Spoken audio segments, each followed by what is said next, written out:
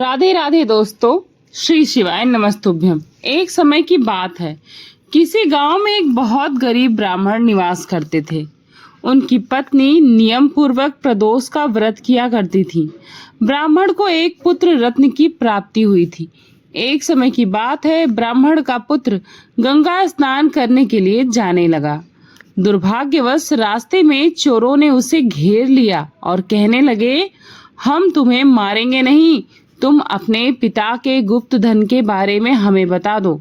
तब वह बोला, भाइयों, हम अत्यंत दुखी और गरीब हैं, हमारे पास धन कहाँ से आएगा। तब चोर बोले, अच्छा तो तेरी इस पोटली में क्या है, ये बता। तब ब्राह्मण का पुत्र बोला, मेरी माँ ने मेरे लिए रोटियां दी हैं। यह सुनकर चोरों ने अपने साथियों से कहा, यह बहुत ही गरीब मनुष्य है, चलो हम किसी और को लूटेंगे। ऐसा कहकर चोरों ने उस ब्राह्मण के पुत्र को जाने दिया। वह वहां से चलते हुए एक नगर में पहुंचा।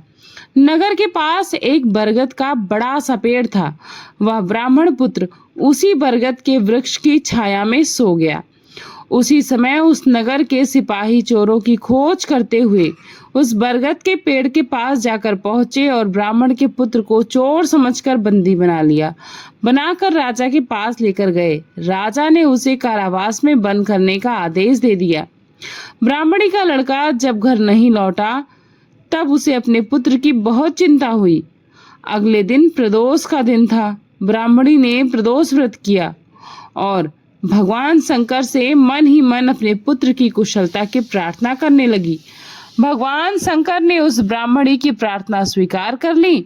उसी रात भोलेनाथ ने उस राजा को स्वप्न में दर्शन दिए और कहा कि ब्राह्मण का पुत्र चोर नहीं है, निर्दोष है। सुबह होते ही उसे छोड़ दो, अन्यथा तुम्हारा सारा राज्य वैभव नष्ट हो जाएगा। प्रातः काल राजा ने भोलेनाथ की आज्ञा के अनुसार उस ब्राह्मण पुत्र को कारावास से मुक्त करा दिया।